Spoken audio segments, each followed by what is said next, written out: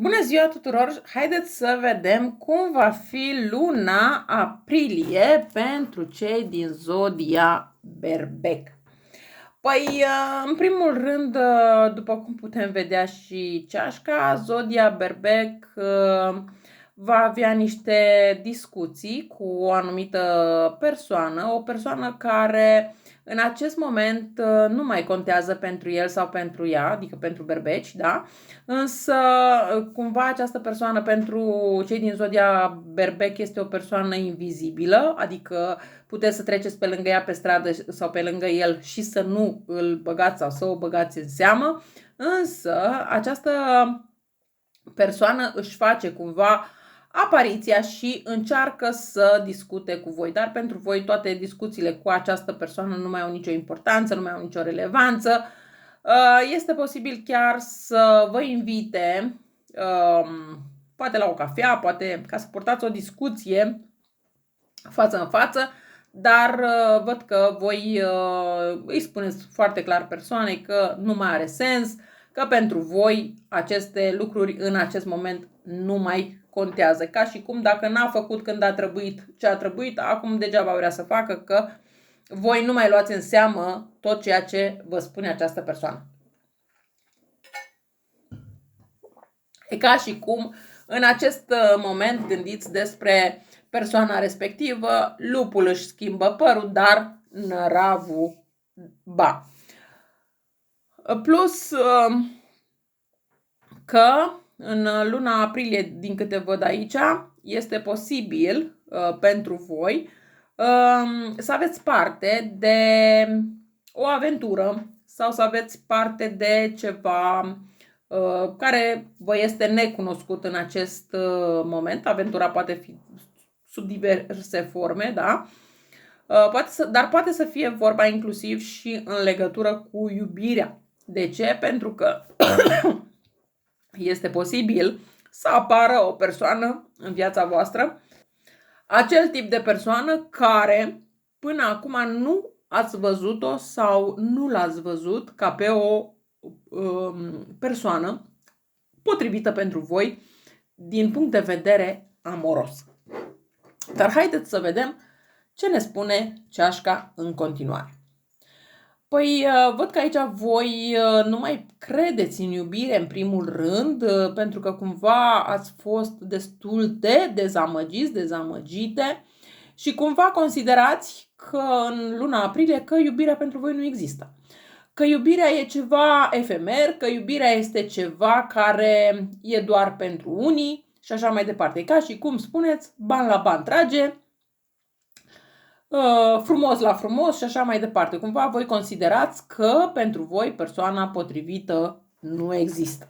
Însă până la finalul lunii aprilie, așa cum am zis, veți întâlni și această persoană care în acest moment voi nu vreți să vedeți persoana. Chiar dacă vine la voi cineva acum și spune hai să bem o cafea, hai să ieșim la plimbare, hai să, nu știu, să facem orice, voi ziceți, nu, că nu, n-am chef sau ceva de această natură. Pe lângă asta văd că veți întâlni această persoană cu inițiala A, poate să fie inițiala numelui, poate să fie orașul în care locuiește, poate să fie stradă și așa mai departe. Această persoană apare în viața voastră și totuși vă veți da o șansă cu această persoană. Și ăsta este un lucru bun, doar că în momentul în care vedeți că totul este bine, că totul este frumos, că totul merge într-o direcție bună, într-o direcție pe care voi v-ați dorit-o, parcă vă este frică să faceți pasul. De ce? Pentru că voi, așa cum am spus, nu credeți că mai există iubire și pentru voi. La voi e ceva de genul. Dacă nu este în momentul în care vreți voi, înseamnă că nu există. Da? Doar că trebuie să țineți cont că lucrurile nu se fac când vreți voi. Văd că mai apare în viața voastră cifra, aveți noroc în zilele de 2 sau poate că veți cunoaște o persoană într-o zi cu cifra 2.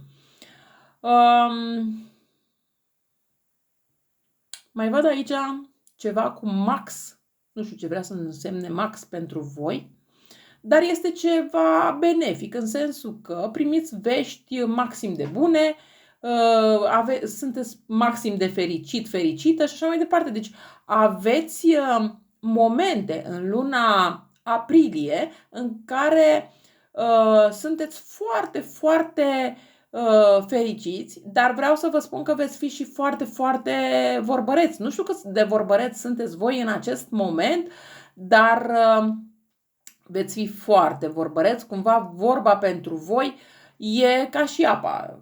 Da? Deci care nu poți exista nu poți trăi fără apă, așa sunteți și voi, nu puteți să, dacă nu toată ziua, veți fi ca niște țațe, taca, taca, taca, taca, taca, taca, în continuu, indiferent că sunteți bărbați sau femei. Cumva în luna aprilie aveți așa o limbariță, da? Ieșită din comun, chiar dacă uneori o aveți, chiar dacă nu, dar în luna aprilie vorbiți mai mult decât în mod normal.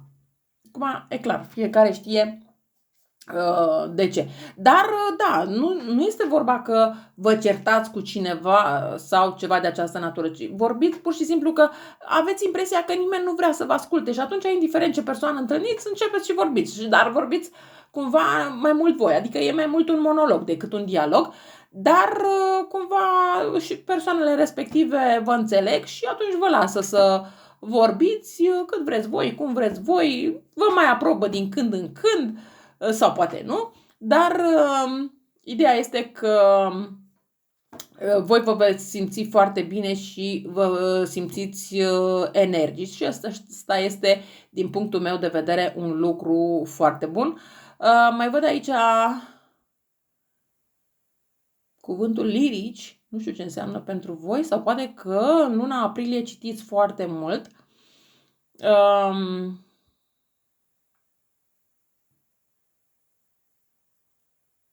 Dar cred că aici această citire nu neapărat că citiți pe cărți, ci mai degrabă pe calculator, pe telefon. Văd că foarte mulți dintre voi folosiți aceste mijloace de comunicare destul de mult sau poate că întâlniți pe cineva pe rețelele de socializare și atunci veți socializa foarte mult cu persoana respectivă. Dar ideea este că vă veți simți foarte, foarte bine în compania acelei persoane și n-ar fi nimic exclus chiar la un moment dat să și spune hai să ne și vedem față în față, nu doar să vorbim la telefon. Veștile sunt foarte bune pentru voi. Văd că aveți zile norocoase 1, 5, 7, 8. Sunt zile destul de norocoase pentru voi, pentru că sunt cu vești foarte, foarte bune sau pot fi zile în care ceva se schimbă în viața voastră, dar este bine că sunt niște schimbări în bine, nu în rău. Bineînțeles că există și bârfe, dar există și discuții cu anumite persoane, discuții care la un moment dat vi se par destul de inutile, pentru că vă veți gândi, ok, eu repet și repet și repet ca o moară stricată, dar parcă persoanele astea nu mă aud sau ceva de această, sau nu mă înțeleg sau ceva de această natură și la un moment dat vă veți simți destul de obosite după atât de mult taca, taca, taca, taca. Da? Dar, așa cum am spus, veți întâlni această persoană care văd că are o poziție destul de înaltă. Este o persoană, poate să fie vorba despre o persoană din cadrul armatei, poate să fie vorba despre o persoană care, nu știu, poate să fie pompier, dar care vă duce în culmea fericirii, da? Adică este o persoană care vă vrea binele, știe cum să vorbească cu voi, știe cum să se poarte cu voi și voi vă veți simți destul de bine în compania persoanei respective. Dacă întrebați dacă persoana respectivă are un potențial financiar, da, are, așa cum am spus, chiar dacă este pompier, chiar dacă este șef sau conduce un proiect, da, este o persoană care stă bine și din punct de vedere financiar. Avem aici inițialele J și M, dacă înseamnă ceva pentru voi, dar mi-e foarte clar că este un simbol al iubirii. Dacă n-a venit până acum iubirea în viața voastră nici în februarie, nici în martie, uite că se pare că vine tocmai acum în aprilie. Și este vorba despre o nouă relație sentimentală, socială, financiară sau economică. Da? Deci poate să fie sub orice formă acest nou început, dar ideea este că este un nou început benefic pentru voi, un nou început pe care l-ați așteptat de ceva timp. Într-adevăr, pentru o parte dintre voi poate să fie vorba despre o avansare la locul de muncă, o avansare pe care ați așteptat-o de foarte mult timp, o avansare pentru care ați muncit foarte mult, v-ați obosit foarte mult și nu ați sperat că se mai întâmplă această avansare. Uite că se întâmplă. Deci, în concluzie, luna aprilie este o lună totuși benefică pentru voi. Văd că aveți inclusiv și o protecție divină. Și multe situații se vor clarifica, inclusiv din punct de vedere sentimental. Eu cam atât am avut de spus pentru voi, vă mulțumesc că m-ați ascultat și vă doresc o lună aprilie cât mai minunată. La revedere!